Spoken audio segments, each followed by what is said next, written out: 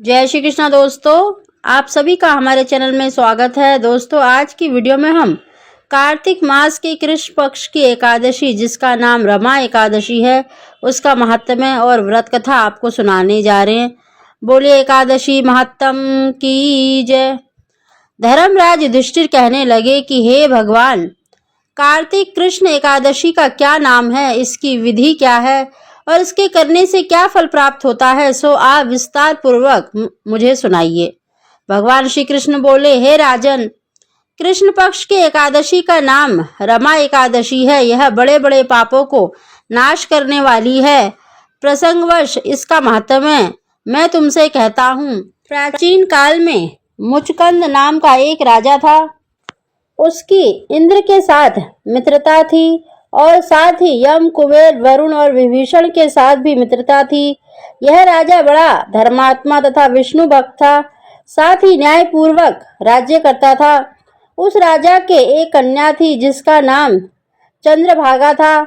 उस कन्या का विवाह चंद्रसेन के पुत्र शोभन के साथ हुआ था। एक समय शोभन अपने ससुर के घर आए और उन्हीं दिनों जल्दी ही पुण्यदायिनी रमा एकादशी भी आने वाली थी। जब व्रत का दिन समीप आ गया तो चंद्रभागा को अत्यंत सोच उत्पन्न हुआ कि मेरे पति बहुत दुर्बल है और मेरे पिता की आज्ञा अति कठोर है। दसवीं को राजा ने ढोल बजाकर सारे राज्य में यह घोषणा करवा दी कि एकादशी को भोजन नहीं करना चाहिए। घोषणा सुनते ही शोभन को अत्यंत चिंता हुई और अपनी पत्नी से बोला कि अब क्या करना चाहिए। मैं तो किसी प्रकार भी भूख सहन नहीं कर सकूंगा। ऐसा उपाय बताओ कि जिससे मेरे प्राण बच सके, अन्यथा मेरे प्राण अवश्य ही चले जाएंगे। चंद्रभागा कहने लगी कि हे स्वामी, मेरे पिता के राज्य में एकादशी को कोई भी भोजन नहीं करता। हाथी, घोड़ा, ऊंट, बिल्ली, गौ आदि तृण, अन्न, जल आदि भी ग्रहण नहीं कर सकते। फिर मनुष्य का तो कहना ही क्या। यदि आप भोजन करना चाहते हैं तो किसी दूसरे स्थान पर चले जाइए, क्योंकि यदि आप यहाँ रहेंगे तो अवश्य ही व्रत करना पड़ेगा। ऐसा सुनकर शोभन कहने लगा कि हे प्रिय, मैं अवश्य ही व्रत करूँगा। जो भाग्य में होगा वह देखा जाएगा। ऐसा विचार कर उसने व्रत किया और वह भूख व प्यास से अत्यंत पीड़ित होने लगा। जब सूर्य नारायण अस्त हो गए और रात्रि को जागरण का समय आया, जो वैष्णवों को अत्यंत हर्ष देने वाला था, परंतु शोभन को अत्यंत दुखदायी हुआ। प्रातः काल होते ही शोभन के प्राण निकल गए। तब राजा ने सुगंधित काष्ठ से उसका दाह संस्कार कराया, परंतु चंद्रभागा ने अपने पिता की आज्ञा से अपने शरीर को दग्ध नहीं किया और शोभन की अंत्येष्टि क्रिया करने के पश्चात अपने पिता के घर में ही रहने लगी। रमा एकादशी के व्रत के प्रभाव से शोभन मंदराचल पर्वत पर धन धान्य से युक्त तथा शत्रुओं से रहित एक सुंदर देवपुर को प्राप्त हुआ। वह अत्यंत सुंदर रत्न और वैदर्य मणि जड़ित स्वर्ण के खंभों पर निर्मित अनेक प्रकार से स्फटिक मणि से शोभित भवन में सिंहासन पर आरूढ़ श्वेत चट और चवर, मस्तक पर किरीट, कानों में कुंडल, कंठ में हार, बाहों में कपूर विभूषित गंधर्व और अप्सराओं से ऐसे शोभित होता था मानो दूसरा इंद्र विराजमान हो। एक समय मुचकंद के नगर से रहने वाला सोम शर्मा नाम का ब्राह्मण तीर्थ यात्रा करता हुआ घूमता उधर जा निकला और उसने शोभन को पहचान कर कहा कि यह तो राजा का जमाई शोभन है। उसके निकट गया। शोभन भी उसको पहचान कर अपने आसन से उठकर उसके पास आया और प्रणाम आदि करके कुशल क्षेम पूछने लगा। ब्राह्मण ने कहा कि राजा मुचकंद और आपकी पत्नी चंद्रभागा कुशल से हैं। नगर में भी सब प्रकार से कुशल है, परंतु हे राजन, हमको अत्यंत आश्चर्य हो रहा है। अपना वृत्तांत कहिए कि ऐसा सुंदर नगर जो न कभी देखा न सुना, आपको किस प्रकार प्राप्त हुआ। तब शोभन बोला कि कार्तिक कृष्णा रमा एकादशी का व्रत करने से मुझे यह नगर प्राप्त हुआ है, परंतु यह अस्थिर है।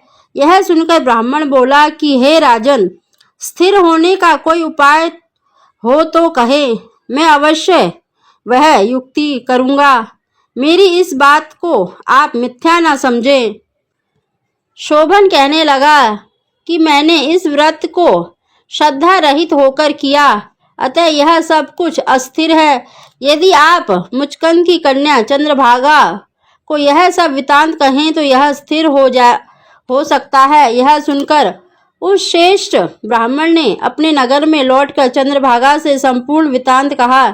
ब्राह्मण के वचन सुनकर चंद्रभागा बड़ी प्रसन्नता पूर्वक ब्राह्मण से बोली कि हे ब्राह्मण, यह सब बातें आपने प्रत्यक्ष में देखी हैं या स्वप्न की कर रहे हैं? ब्राह्मण कहने लगा कि हे पुत्री, मैंने महावन में तुम्हारे पति को प्रत्यक्ष देखा है, साथ ही किसी से विजय ना हो ऐसा देवताओं के नगर के समान उनका नगर भी देखा है। उन्होंने यह भी कहा कि वह स्थिर नहीं है। जिस प्रकार यह स्थिर रह सके सो उपाय करना चाहिए। चंद्रभागा कहने लगी, हे विप्र, तुम मुझको वहां पर ले चलो। पतिदेव के दर्शन की मेरी तीव्र लालसा है। मैं अपने किए हुए पुण्य से उस नगर को स्थिर बना दूंगी। आप ऐसा कार्य कीजिए जिससे उनका हमारा सहयोग हो, क्योंकि वियोगी को मिला देना महान पुण्य है। सोम शर्मा वह बात सुनकर चंद्रभागा को साथ लेकर मंदराचल पर्वत के समीप वामदेव ऋषि के आश्रम में गया। वामदेव ऋषि ने उनकी बात सुनकर वेद मंत्रों से उज्जवल तिलक द्वारा चंद्रभागा का अभिषेक किया। तब ऋषि मंत्र के प्रभाव और एकादशी के व्रत से चंद्रभागा का शरीर दिव्य हो गया और वह अत्यंत प्रसन्नता के साथ अपने पति के निकट गई।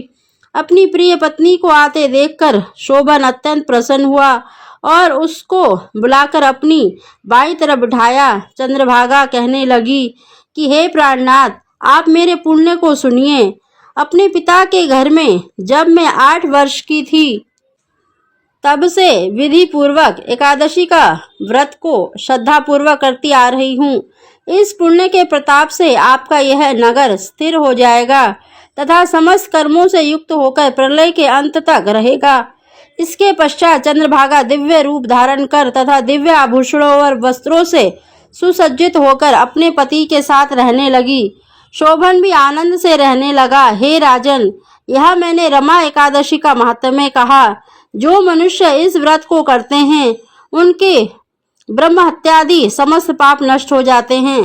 कृष्ण पक्ष और शुक्ल पक्ष दोनों एकादशी समान है, इसमें कोई भेद भाव नहीं है, दोनों समान फलदायी हैं। जो मनुष्य इस महात्म्य को पढ़ते हैं अथवा सुनते हैं उनके समस्त पाप दूर होकर विष्णु लोक की प्राप्ति होती है। बोलिए एकादशी महात्म की जय।